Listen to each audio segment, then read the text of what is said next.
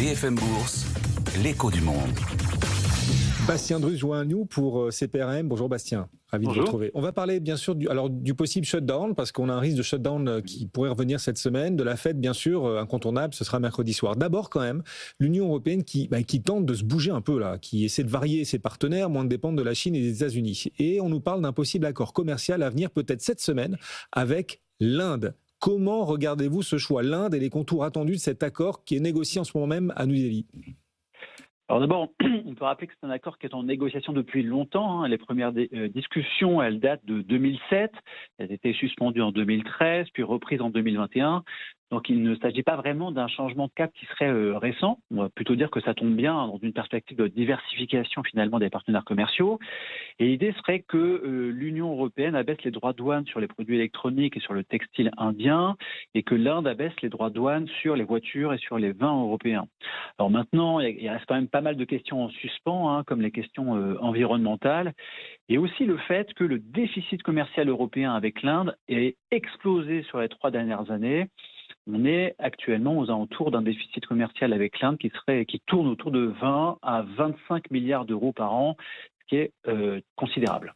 Effectivement, alors tout ça est en train de se conclure peut-être, on va voir, vous le disiez, ça fait 20 ans que les négociations ont démarré entre les Européens et les Indiens, il y a toujours une grande complexité dans l'écosystème indien. Alors New Delhi veut aussi réduire sa dépendance à la Russie pour ce qui concerne ses équipements militaires, pendant que l'Europe, elle, fait de même vis-à-vis des États-Unis.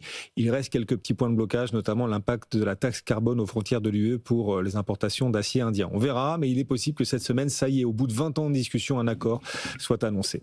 À suivre aussi cette semaine, alors là, ce sera vendredi pour le coup, la deadline, un possible shutdown, oui, le retour du shutdown, pour que démocrates et républicains trouvent un accord budgétaire. On sent que ce sera compliqué, d'autant que, Bastien, la météo va pas les aider. Oui. Et voilà, les discussions, les réunions prévues cette semaine au Congrès risquent d'être compromises par cette immense vague de froid qui a lieu en ce moment. Oui, alors jusque-là, on avait l'idée que les républicains et démocrates trouveraient un accord sur le budget, qu'il n'y aurait pas de shutdown à partir de samedi. Mais ce sont les événements à Minneapolis qui changent la donne, puisque les démocrates exigent que le financement du département de la sécurité intérieure, qui comprend l'ICE, donc la police aux frontières, donne lieu à un débat spécifique, ce que rejettent les républicains pour le moment. Et en plus de ça, comme vous le dites, il y a une tempête de neige actuellement aux États-Unis, et on n'a pas vu autant d'avions annulés aux États-Unis depuis la crise Covid. Donc c'est quand même quelque chose qui est assez majeur finalement, ce qui est en train de se passer sur le plan météo sur les derniers jours, enfin actuellement. Un petit coup d'œil sur nos rendez-vous de la semaine. Et il y en a un qui s'appelle la Fed. Alors évidemment, on attend un statu quo sur les taux. Mais là, ce sera sans doute la conférence de presse de la Fed la plus attendue de l'année, voire de l'histoire. Oui, surtout qu'on peut imaginer que Trump troll finalement la conférence de presse de Jérôme Powell en annonçant peut-être une heure avant ou pendant sa conférence de presse le successeur de Jérôme Powell à la tête de la Fed. Donc oui, ça rendrait, si c'était le cas, finalement cette conférence de presse assez historique.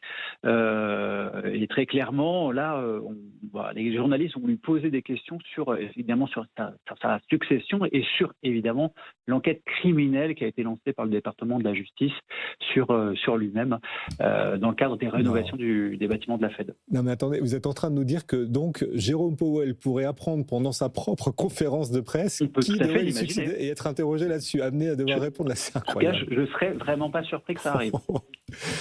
Le troll Trump, c'est bien dit, c'est bien trouvé, effectivement. 97% de chance d'un statu quo, c'est ce qu'on regarde là sur l'outil FedWatch, le marché probabilise à 97% donc ce statu quo, mais c'est peut-être la conférence de presse ou ce qui risque de se passer pendant de la part de Donald Trump qu'il faudra aussi surveiller. Dernière question quand même, Bastien, parce que le Japon c'est loin, mais ça se rapproche un peu de nous quand même. Il y a eu des interrogations sur l'évolution du yen ces derniers jours, comme si une intervention sino-américaine avait eu lieu sur le yen pour le stopper dans sa chute. La première ministre japonaise a d'ailleurs dit qu'elle était prête à intervenir si nécessaire. En quoi est-ce que c'est alors pour le coup un risque pour les marchés mondiaux ? En fait, on est vraiment dans une période de forte volatilité sur le Japon pour plusieurs raisons. D'abord parce qu'on a une rupture en termes de politique monétaire avec une banque du Japon qui est en train de remonter ses taux directeurs au plus haut niveau depuis les années 80, dans un contexte de dette publique qui est très élevé. Et en plus de ça, on a un contexte politique qui est très incertain avec des élections anticipées qui auront lieu le 8 février. Et donc tout ça fait qu'on a une certaine défiance sur le yen et sur les obligations japonaises à laquelle on a pu assister sur les dernières semaines. On avait un yen qui s'était très fortement déprécié et c'est dans ce cadre-là finalement qu'il y a eu soit une intervention, soit une menace d'intervention sur le yen. Et effectivement, pour le moment, on a pu constater l'appréciation du yen à la fois vendredi et aujourd'hui avec un yen qui se retrouve au plus haut depuis 2 mois avec 154 yens par dollar à peu près.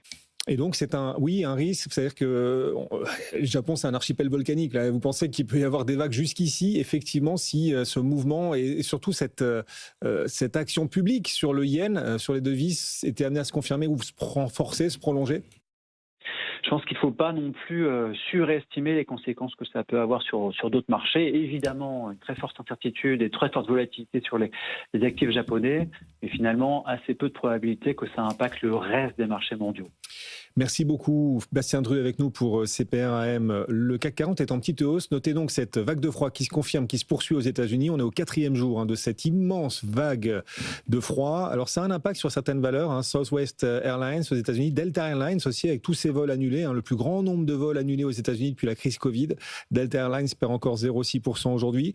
On a les acteurs du bricolage qui sont en hausse, les acteurs du chauffage aussi. Nextera Energy gagne 1% à Wall Street. Duke Energy gagne un petit peu plus d'1% aussi. Alors on se demandait si Netflix profiterait de tout ça avec, sans doute, un nombre d'heures de visionnage des séries sur Netflix qui allait être amené à augmenter compte tenu du froid, de l'impossibilité d'aller travailler.